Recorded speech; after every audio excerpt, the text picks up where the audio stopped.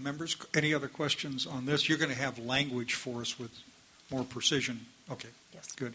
By the way, Mr. Frinirini, who is remarkably relaxed these days, passed me a note that said we can start a comedy house routine titled, quote, "You might be a covered action if," unquote, which would be similar to, "You might be a redneck if." You want me to? No. Yes. All right. Yeah. Thank you very much. Okay, let's go on to, I think we got enough on that, Joe? Okay. Let's go on to page 3, the WRP1 compliance, and explain this approach. I thought I understood it one way when I read this, and I think it's not the way you wanted it, so what do you got here? Well, we'll see. These water reliability provisions drew really more comments than any other part of the plan except the description of covered actions. And people almost universally were puzzled by WRP1. Even the Independent Science Board was sort of scratching their head, what are you trying to accomplish here? Just it was a complex policy, and the way it was compiled had made it difficult for folks to get through it. In addition, there was these concerns that we've already dealt with about actions that were occurring outside of the Delta, and a variety of different suggestions about improving it. What we've tried to, I think of this in rather simplistically, and Joe's going to have to help me out because, again, with Martha's absence, this isn't the area I'm most expert on.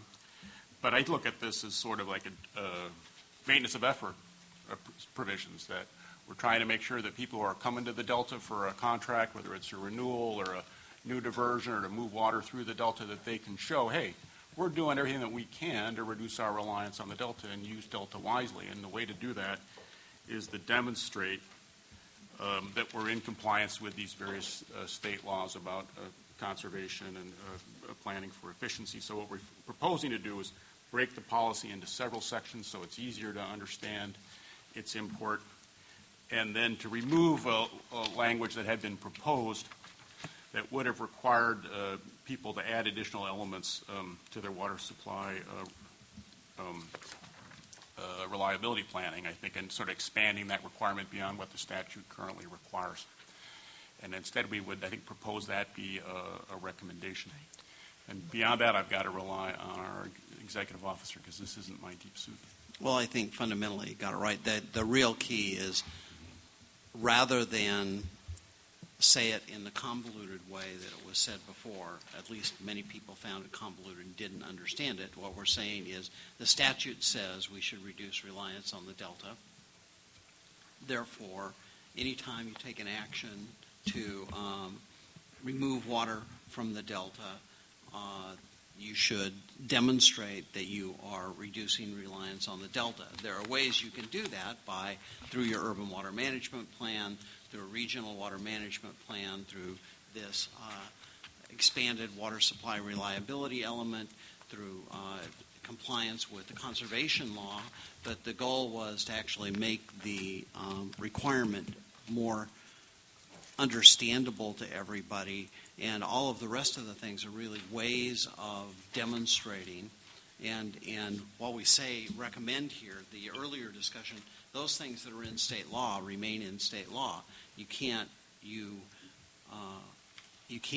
expect to have a covered action but not be in compliance with state law about water conservation, urban water management plans, those kinds of things. So we're still saying that you need to comply with state law there, but you need to demonstrate that you're reducing reliance on the Delta. So it's, we think conceptually it makes it clearer for everyone. We still probably have to work on the specifics of, okay, this is the standard that we want to hold people to. So, and that's one of the things that came up in the EIR analysis was, well, should we actually proportionally assign to people their share of the state's goals of 2 million acre-feet recycled water by 2030, their share of the state's goals of 1 million acre-feet of stormwater capture by a certain date, so that we actually then, when someone comes in, we say, this is what the requirements are. You should demonstrate that you are working to meet the objectives which have been set already by the state, and your proportional share is that. I am leery of being that specific, to be honest, because there are some places where you can do recycling much more easily than other places, and so I'm reluctant to go that far. I do think that we need to say that these are ways that you demonstrate your compliance with the law, and let people demonstrate that. Felicia. Please help me understand this moment, because I have to say, when I first read this, I threw my hands up in alarm and dismay that you were just running away from the what I thought was one of our most interesting and useful policy objectives. And what I heard from people was that they were confused, and that was fair, and that they, in the absence of us giving them some kind of comfort, they immediately jumped to the fact that we were going to require them to do everything absolutely feasible, no matter how much it cost, right, which is what so that they were reacting to I remember this from arguments with old boyfriends, when you would make a mountain out of a molehill. When you said, I didn't like that little thing, they'd say, I did not kill your cat, but but in fairness, it wasn't clear. So in the absence of it being clear, people, will hear what they fear. That I totally understood. And so I was expecting, and maybe it's what you're trying to do here, but I don't see it in the language, is to give them a menu. I think what I'm hearing you say is you're going to give them a menu to demonstrate they're doing something reasonable. Because I think part of our bottom line was you can't be unreasonable and profligate and put another straw into the delta when all of us have to chip in some way, shape, or form. But I'm confused a little bit by what's written here, because the WRP1 rewritten thing I thought was completely unintelligible in terms of what it. I read it 3 times and I didn't understand what it was, and it just strikes me that I'm just a little confused. I think in some ways we need to give people some sort of a sense of what we do expect from them, and some sort of a sense that it's not extreme. And there's a way to do that with examples. But this one I read as a complete abandonment of what we were trying to do, which sounds like not what you were It's not the intent. intending. And I actually think it's not unreasonable for us to go beyond existing state law requirements. In fact, I think if we don't, again, what's the point? Hank. Well, I thought I understood it until I heard about the molehill and the cat. Now I'm confused too. I think the statement and recommendation is good, but I would think contextually we want to put in the concept of volatility and the fact that demand is expected to grow. Yeah. And I feel comfortable with that. Yeah. This is I guess this was the starting recommendation that the staff came up with in something like the second or the third draft Delta plan, and it played off language in our enabling statute that I think is remarkably clear and precise, albeit controversial. Policy of the state of California to reduce reliance on the Delta in meeting California's future water supply needs, statewide strategy of investing in improved regional supplies, conservation, water use efficiency. But then it adds a sentence that doesn't get much attention. Each region that depends on water from the Delta watershed shall improve its regional self-reliance through investment in water use efficiency, water recycling, advanced water technology, local and regional water supply projects, and improved regional coordination of local and regional water supply efforts. That's, statutes don't normally write themselves with full thoughts expressed, but this is pretty good for a statutory language. Yeah, if I might chime in, and I think that's what's missing here, and Joe and I had talked about this before. Unfortunately, it didn't get conveyed into what the idea was. The idea was to tether, first of all, the idea to to the section that you're talking about. Reduced reliance, it's a requirement. The examples are the parts that are missing. Now, I think that the approach that we took in the fifth staff draft and talking with Martha and others that were involved with drafting was the examples that she had chosen. Some of the criticism was Well, even if we comply with the way the examples that you've chosen, it doesn't necessarily prove anything. You've just chosen these examples. So you have to lay out a better menu for how to get there. But at the same time, we decided, let's start with what the statute actually requires. And then you talk about a menu for how you can get there. And then you get into the covered action and the nexus and the part that confuses everybody. What we're missing from here is the menu of how you get there. What do you mean by reduced reliance? Without that, you're right, this is difficult to decipher, and I think that we will come back to you with something that's better fleshed out. But again, the idea of the policy, and I think you're right, there was a lot of consternation and opposition. After a while, people looked at it and said, okay, we really understand what you're trying to get at. We may not agree that you should take a regulatory approach, but it sort of makes sense. We want to get back to it sort of makes sense, but make it make even more sense. And it's missing a piece right now. The intent was not to water this down. Joe and I had talked about this as well.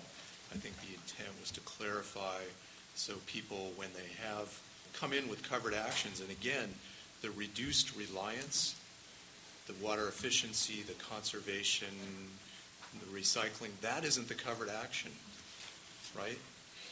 What you talked about, and your description was right on, you shouldn't be the beneficiary of a covered action putting another straw in the delta if you haven't done these other things, but there's got to be a nexus.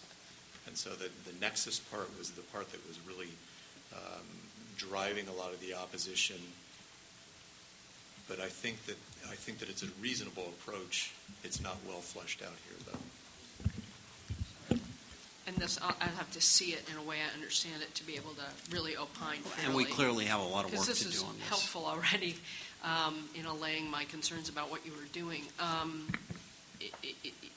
We may need to have it as a regulatory action when there is a nexus and as a strong recommendation when it's not. Because everybody should be doing this. In fact, in Southern California, people are doing it, Right. like way further than we would make them do out of necessity. So the issue is just what do we do so that in the state of California there's more water to go around? I mean, that we're using it more wisely, multiple ways, in an efficient way without micromanaging agencies. But clearly, if we don't come up with things that are going to encourage people to do the things that any responsible water manager should be doing, then again, we're not meeting our mission. This is one of those discussions where the proposal that we make, in this case a policy, gets extracted from the discussion in the Delta Plan. And I thought this part of the Delta Plan discussion was pretty good. And you know, Joe, you inserted a chart on page 79, which is not a bad way to understand it. DWR has kind of estimated that in the next 30 to 40 years statewide, we need to find something like 10 million acre feet of water through a combination of demand reduction and supply augmentation. Now, everybody says, well, you can't take this document and the chart is of possible sources is real, it's not precise.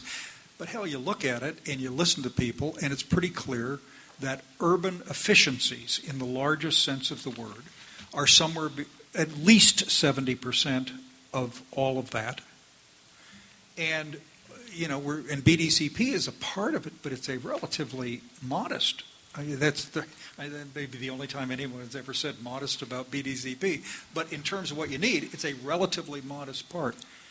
That chart tied to the statutory language, and Joe amplified. I know you're uneasy about the notion of putting either goals out there or all of that, but if there aren't goals out there, there ought to be something on an interim basis.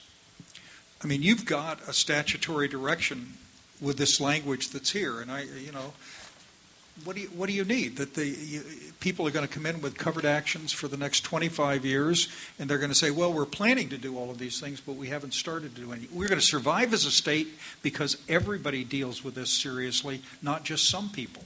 Well, and we do have statewide goals, and so the point is, how do you apply those to people, and so you actually have, yes. You don't always have to apply it to people. I mean, this is maybe this is one of the Yes. disconnects between how you're looking at it and how I've been looking at the plan. There are things that are in here because we can make them happen, but there's nothing in the statute that limits us talking just about that. We can make all kinds of recommendations to the legislature to fully fund programs, like in the old days when the state and federal government gave boatloads of money to local agencies for water reclamation and water use efficiency. We should have a Manhattan Project to do this in California. That would be the smartest thing the state of California can do. So there's nothing that says we can't make those recommendations too. That's one of the places where I felt the plan is is too cramped on what we're recommending based on what we can actually control. We should be mindful of what we control and leverage, but we're also supposed to be doing a plan for the state of California more broadly, and that's where I think we haven't met our potential on a whole host of these, and not talking about storage and not talking about conveyance other than BDCP, other than a line or two. We are not creating a game plan for what can get California to a much more sustainable environmentally and economically place. Let me just add another note. As you correctly summarized under the major comments or themes, both in Delta water users and Delta watershed users have proposed for many months that they simply be excluded from coverage. I'm sorry, the statute doesn't exclude them from the requirements of efficiency or conservation or exploring alternatives. It just doesn't do that. And the notion that somehow because a covered action may not fall within our gambit, that they somehow are free of the law, is not the way the state of California is going to survive through this next many decades. And I don't think there's a way to sandpaper the language to satisfy the interest of folks who are saying, I don't have to conserve. No, you do. I do want to speak up for some of those interests, because I've had several meetings with people in the last month or two, and I think they're very clear when they're meeting with me. No, we do want to comply with the law, and we understand this is where we have to go. They are very uncomfortable, particularly upstream, with any thought that we would regulate them, and they're very worried about financial impacts and how that might occur. And I don't think we have any intent to cause huge financial problems for agencies. That's not sustainable. It's not the right thing to do. And I think they all recognize, or at least the majority of them, the ones I've been talking to recognize. So June's here. June could probably say, yes, we recognize that's what we have to do as we move ahead. So I think water agencies have gotten their head around that. It is challenging, and you're right, Felicia. We need to really step up as a state, because in fact that's where our water supply in the future is going to come from. There's all of these things. Mr. Chairman. Hank. I think even I recognize that. At the confirmation hearings, you may recall the fellow, I do. the orthodontist from Northern California. I do indeed. Who looked at me and said, "Why should I give you my water?" And I gave him what I thought were some pretty good reasons, and I said I wouldn't give it to me unless you were assured that I was taking other measures to diminish my reliance on your water. And he said he wasn't going to vote for me, but he abstained after all, so maybe he understood some of it. I'm sure it comes as no surprise to you that many people still say that. Yeah. Not mentioning you by name, however. Yeah. Of course not. I want to make sure this overview. I know you're going to come back with language. I think this is one of the really most important sections of the Delta plan. And as I understand the approach, you're taking the fifth staff draft policy and you're kind of breaking it into parts. Yes. Not changing the content, although you'll have language changes, but the approach is to make it more understandable by segmenting it. I think I'm okay with that. We'll want to talk about the language, but I would like to see an alternative back that talks about the quantification of what the statute states are measures that all of us must take who rely on Delta watershed water. And Joe, there are many ways to do that.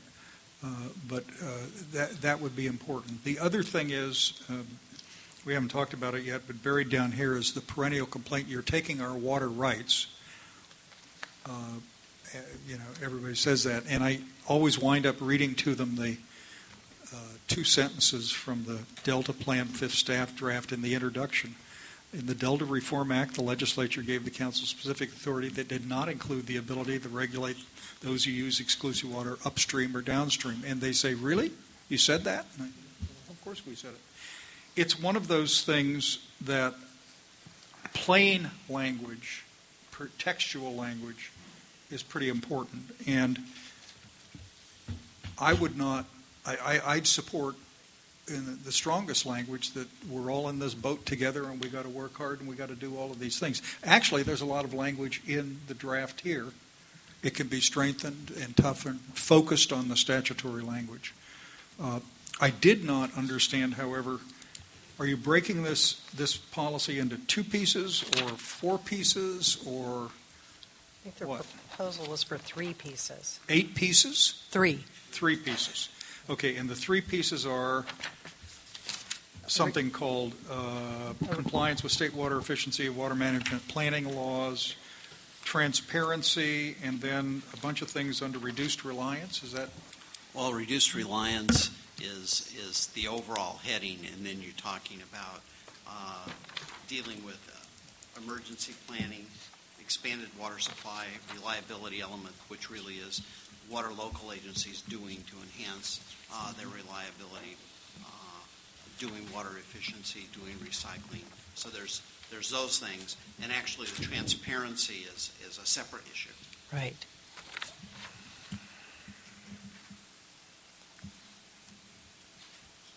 Okay. All right. I think I understand. It needs work. And unfortunately, Martha, who's been working on this, is... I know family illness, and yeah, understandable. Okay. Felicia, you had a point on? No? Okay. All right. Other questions on this section?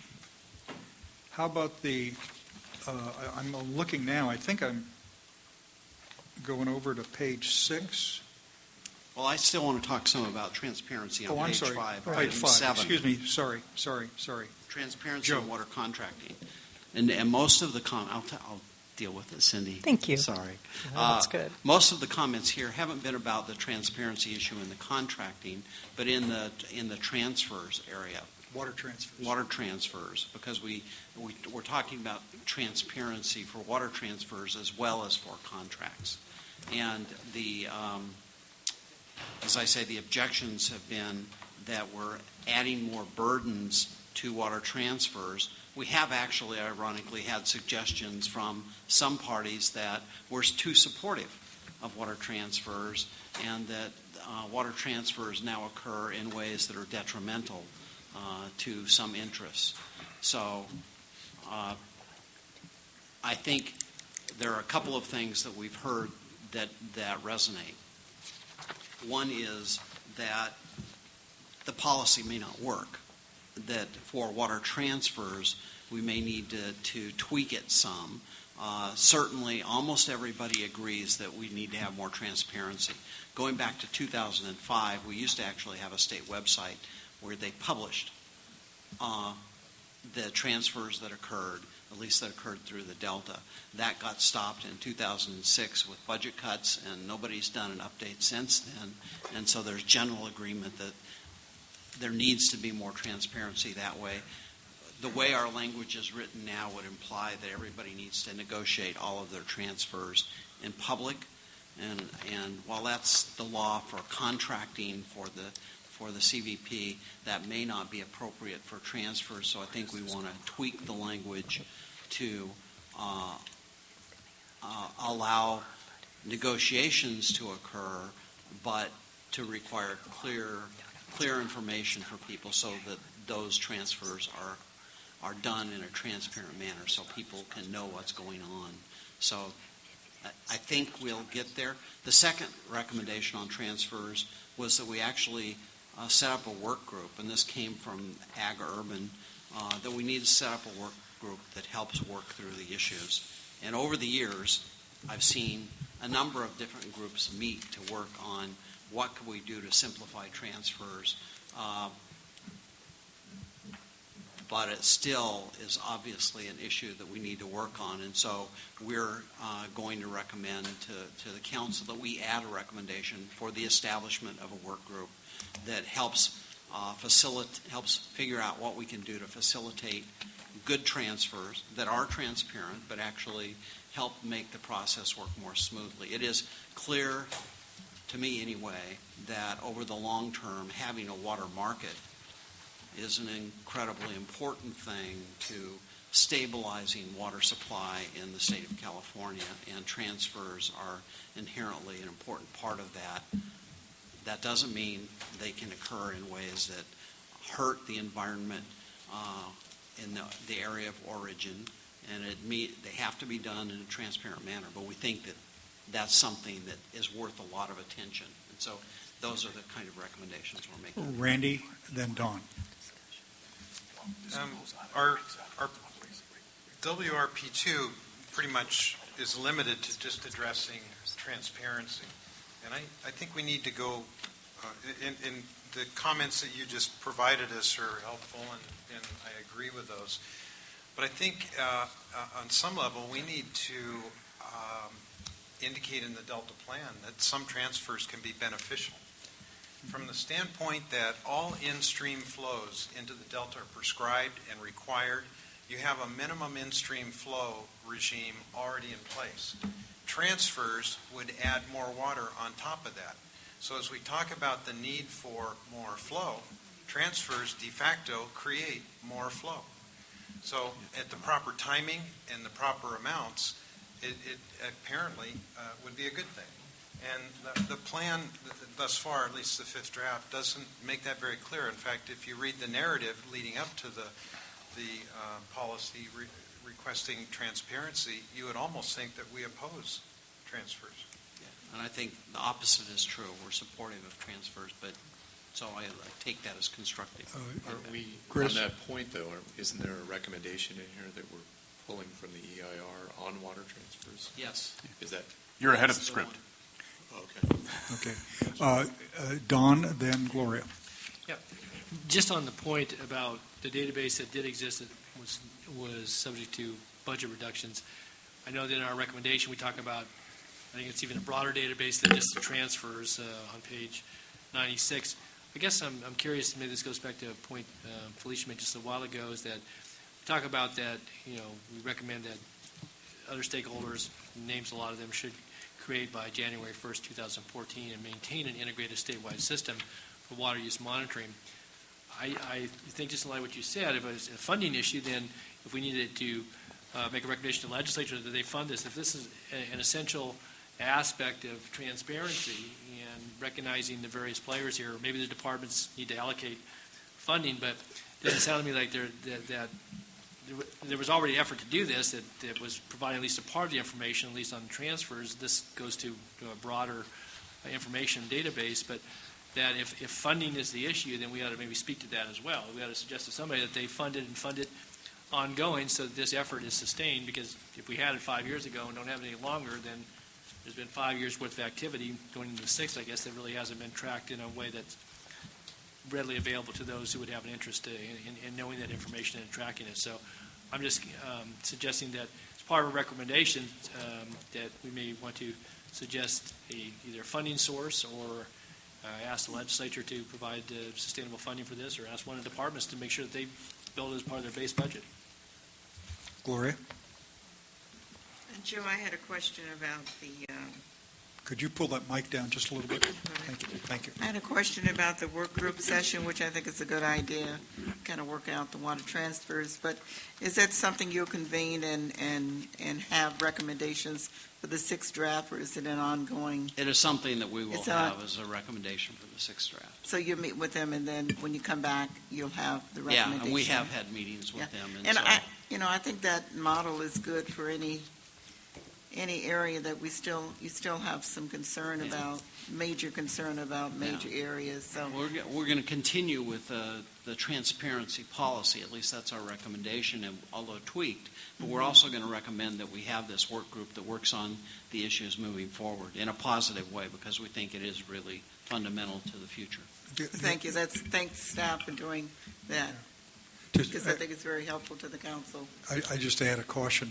One of the problems with changing the water transfers laws has always been the conflict between the Northern California interest, where they are areas of origin of much of the water, and don't object under some circumstances to transfers, but view it pretty indignant about the fact that not every transfer every time is to their liking.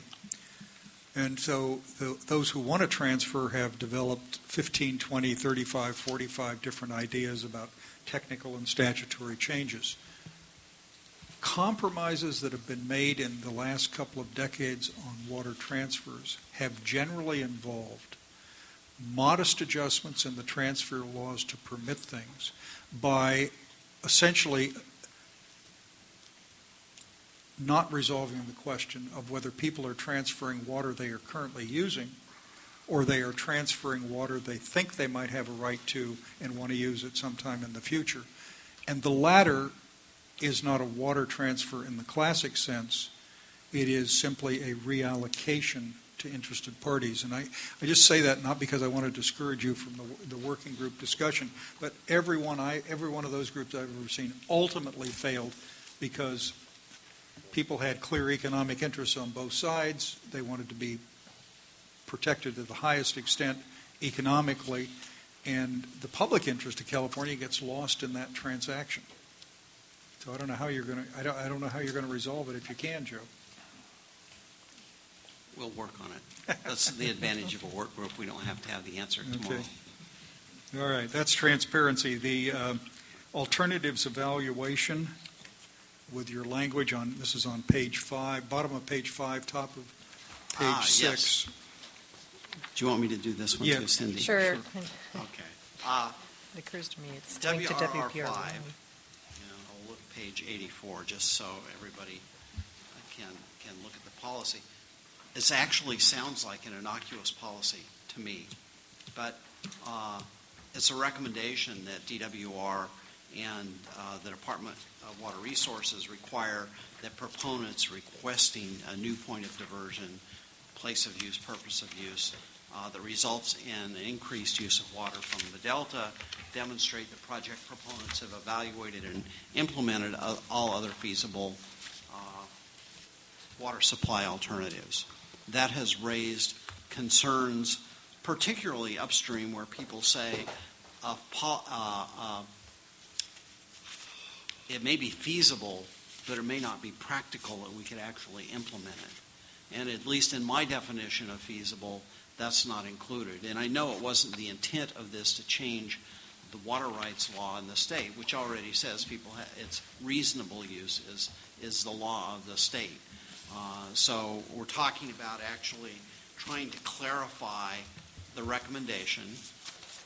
Fundamentally, I think everybody's in agreement. You shouldn't be putting another straw in, as was stated earlier, unless you're really looking at other alternatives and really doing everything that's reasonable in order to avoid that. So we just want to be careful with the language here, understanding the concerns, but still leaving the basic policy recommendation in place. So we'll probably want to recommend some language tweaks here, but you should know that this is one of the big issues for some parties that have they've taken it as if this is a way to take away all their water rights, and that was never the intention. It was the intention to say, hey, don't go proposing to build another diversion point when you're still using 683 gallons per person per day, and you're not implementing any of the laws that are currently in place, and you haven't been planning for this. We really want people to. and it will require the state over the next 100 years, in order to meet our water supply needs, everybody is going to have to step up and do their share. One of the ways that this would differ from the text we have now is it references the urban water management plans and the ag water management plans and integrated regional water management plans as providing the menu from which people would be selecting alternatives, evaluating alternatives. They decided what was feasible or not. Right. So that's one of the ways this provides a little more clarity and certainty for water agencies. Felicia.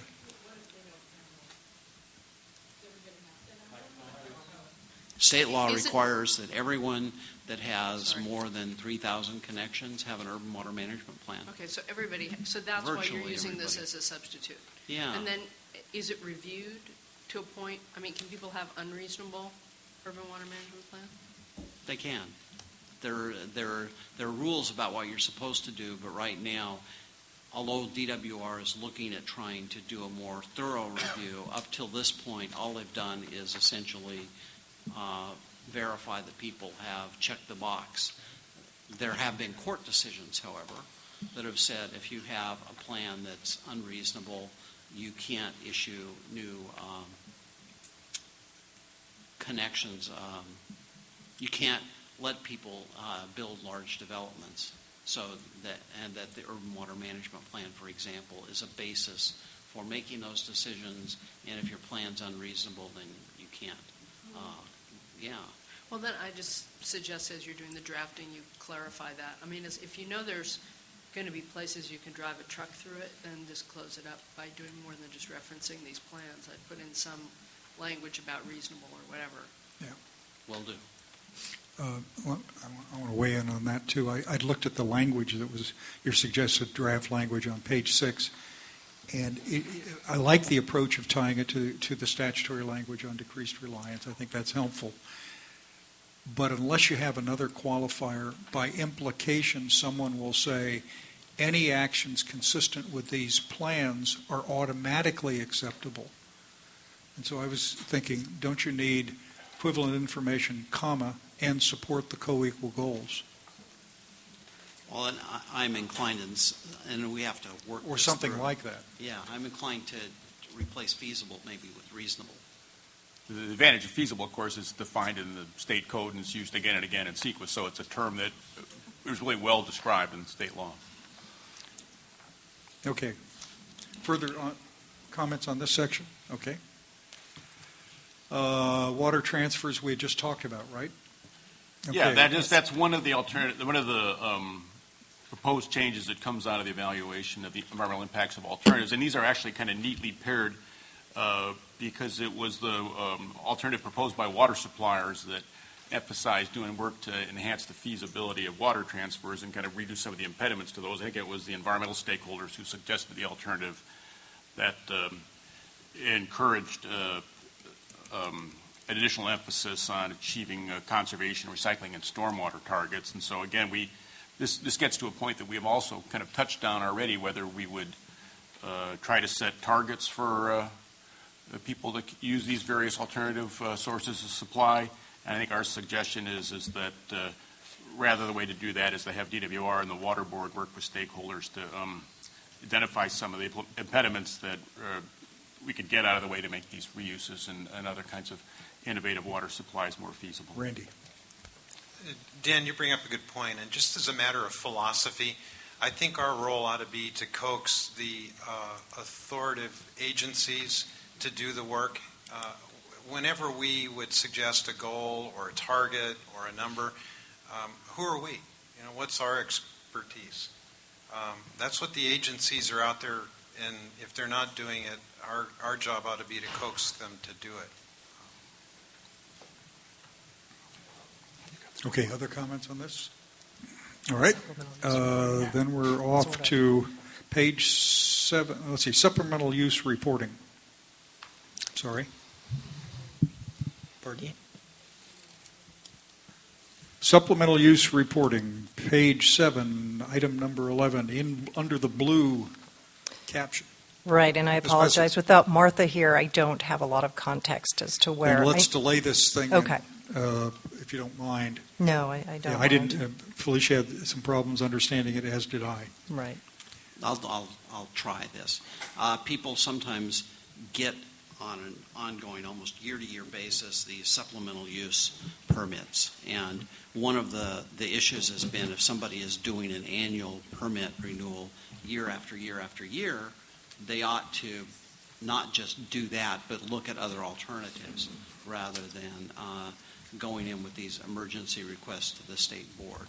And so that's what this is addressing, is if you're going to come in and get this special exemption, and Mark can probably talk more to this if you want details on this, then you ought to be looking at other alternatives. Okay.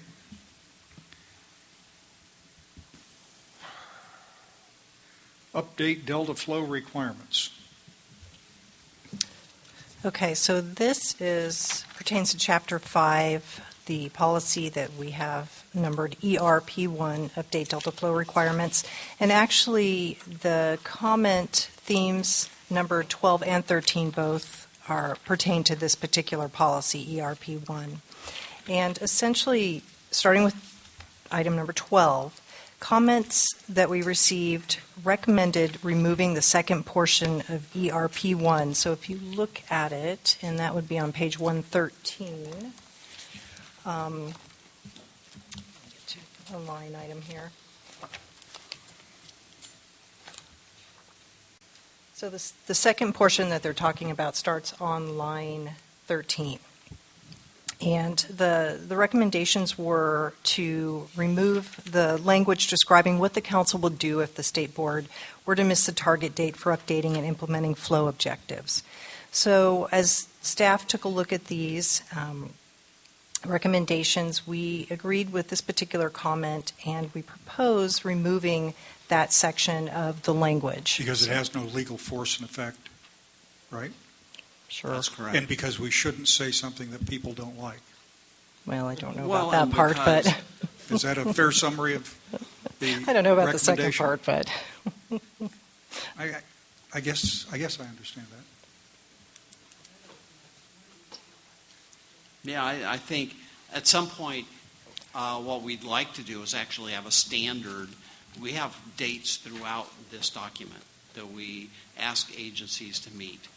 And what I think the standard way of dealing with that should be is that the council actually holds a hearing and discusses what the date is, why people are able to meet the date or not able to meet the date, and if anything needs to be done, the council can decide at that time. So I think having a consistent way of dealing with these issues is appropriate rather than, and so that's why my thought is not putting in here, Randy calls them empty threats, but those empty threats cause people great consternation. It doesn't mean the council couldn't take these actions, but it does mean that the council says we are on an ongoing basis going to follow up on all of the recommendations that we have throughout the plan and ask the appropriate agencies what's happening and hold their feet to the fire, if you will. It seems like that's a role that we should have. And this one, I know it was, I was involved in when it was written, but it seems to me that it's not necessary and maybe counterproductive. Why counterproductive?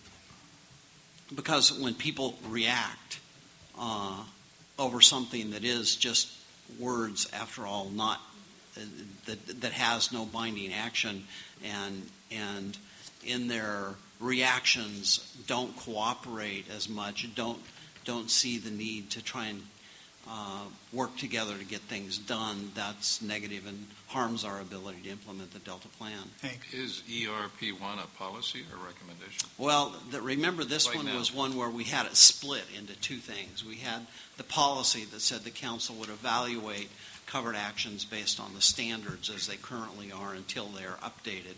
And then there was a recommendation that said that the state board should review the science and update their standards and implement the standards by 2014. And the council, in order to make that stronger, said let's merge these and make it into one policy statement.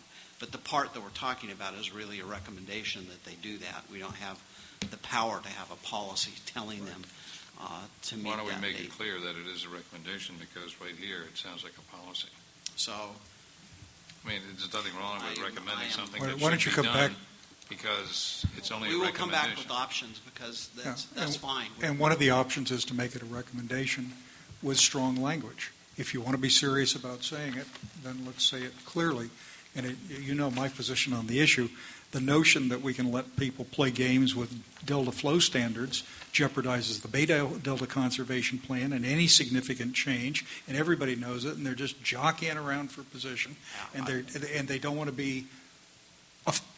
They prefer not to have the flow standards set. I got that. I think that's The true. law that most requires the people flow would standards to prefer be leave set. them Well, I where mean, they it's are. just that's why just deleting it is really, I think. Well, and again, there's those no, two. there's no intention here to delete the target date for the water board to complete its update of the flow standards. I mean, we're retaining that in this provision. We're just not saying, and here's what we'd love to do if you don't do it. We're saying, what if are you the- don't do it, we'll have to use the Here are standards the- that are there now. Here are the consequences of the board's failure or inability through litigation or political pressure from doing it. One, U.S. EPA has the authority to come in and set water quality standards. Number two, the council will be forced in implementing the Delta Plan to consider other options if one of the major pieces of it is not. I mean, isn't that what goes on? Good I stuff. understand the tactics of political battles and jockeying, but Jesus criminy, if we can't say something clearly and simply, even if it's not legally enforceable, this is not a Delta Plan, this is just another boring government document that everybody will ignore, which I do not prefer. I can't help but admire all the opinions. The bottom line is that the ecosystem health of the Delta is what this is about, and along with water supply reliability. There are flow standards, there are water quality objectives that are in place today, so the allegation that people are playing with these things, there's rules and regulations in place. The date set is a goal, not a rule. And if anybody ought to recognize that, it ought to be this council. Dates are hard to hit. There's a lot of complications. And the process that we are asking the state board to do, they've already begun, is a 4-step process. It includes delta flows. It includes tributary flows in the San Joaquin system, tributary flows in the Sacramento system, and a possible water rights proceedings if the parties on the tributaries of the two main stems can't come together. No matter how you slice it, it's going to take some time to do that and do it right. And I think our objective ought to be, instead of clubbing people over the head, is to offer encouragement and point out for the public how difficult this is, how important it is, and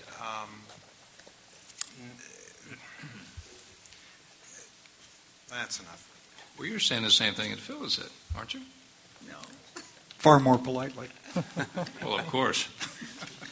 But I mean, this isn't a popularity contest, and nobody's running for re-election here. I mean, it was the right thing to do. We ought to do it. Okay. Felicia. Also, and this is in keeping with my earlier comment, I mean, if you want consistency, then you should have options for amping up and having more recommendations about what agencies should do. I mean, this is the most important one we called out, but just don't go one way. No, we You have go both probably, ways. I think we should have a lot more recommendations, and I'm fine with the more explanation we can of the context and why these things are important and hard, but why they're nonetheless important is great. And then I'm not wedded to any particular leverage, but I don't mind using language to scare people. I'd put more examples of what we might recommend, rather than saying we're going to do it later. If we just say we're going to do something, figure it out later, it's meaningless. Okay. Mr. Grindstaff, Mr. Ray, Ms. Messer, what do you interpret from all that, and which of the items has this conversation covered? covered number 12 12 for sure. and maybe 13. You guys agree? Well, we just wanted to point out that there were a number of comments that suggested these dates could never be met. Right. And our conversation with the water board is that no, They think it's going to be a challenge, but they think we should leave them in the plan. And we went to them first and asked them for their Yes. dates. Didn't make these up on our own. Yes. Don? Just clarify. So Water Board did say leave them in there. That's been their comments back on this? Yeah, I think. Yes, for parts A They and B. specifically said to me, I talked to Yeah. Tom Okay. Howard Yeah. within the last week. Okay.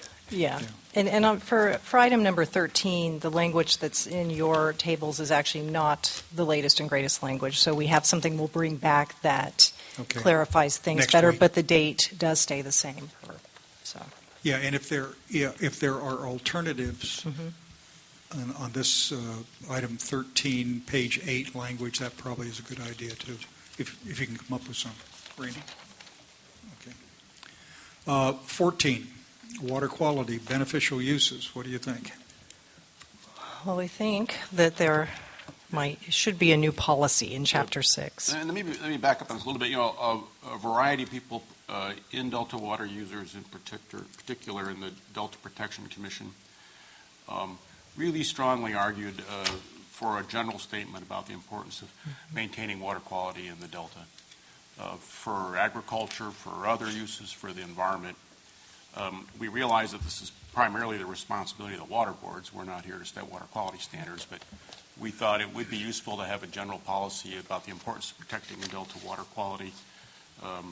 Certainly that's a requirement of state law now and a requirement of the Clean Water Act, which we're required to be compliant with. How the water board carries out that responsibility as the agency with the key responsibilities here is, remains to be seen.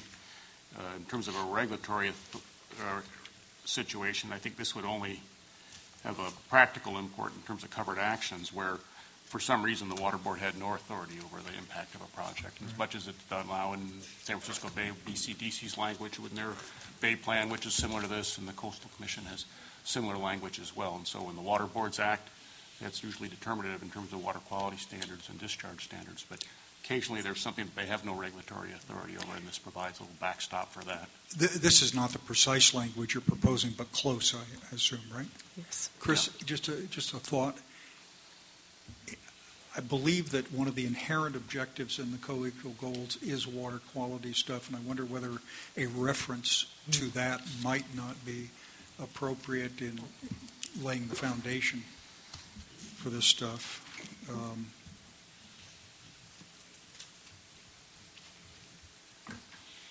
Okay. All right. Priorities for state investment in Delta levees, which we kind of rambled around this morning, and we have done at many meetings. Mr. Grindstaff, an overall summary, and then we'll come back to these items. To our illustrious. Oh, I'm sorry, excuse me. Are we going to take public comment today? Yeah, we should. How We're supposed to end at 4:30. we have to end at 4:30. Okay. Well, Members- some of us have to end shortly Yeah. after 4:30. What's your pleasure? We do need to get public comments. Do you want to start tomorrow morning? I think we ought to start on the Delta levies fresh. Fresh, A okay. lot of conversation that's important and not be rushed and Got it. comments. Okay, let's then tomorrow morning, after we hear public comments, tomorrow morning we're going to come back. We're going to start on page 9 of matrix number 1. Then we're going to go through that. Then we're going to get editing, drafting, revisions, which is table number 2, and go through that. At the end of that process, we'll get out of here and every time I say this, it never happens, so maybe I shouldn't say that I hope that we could get out by 1 o'clock or noon, but I'm going to say it anyway. I mean, if we put ourselves to it, we start at 9 o'clock tomorrow. Okay, so if that's agreeable with you,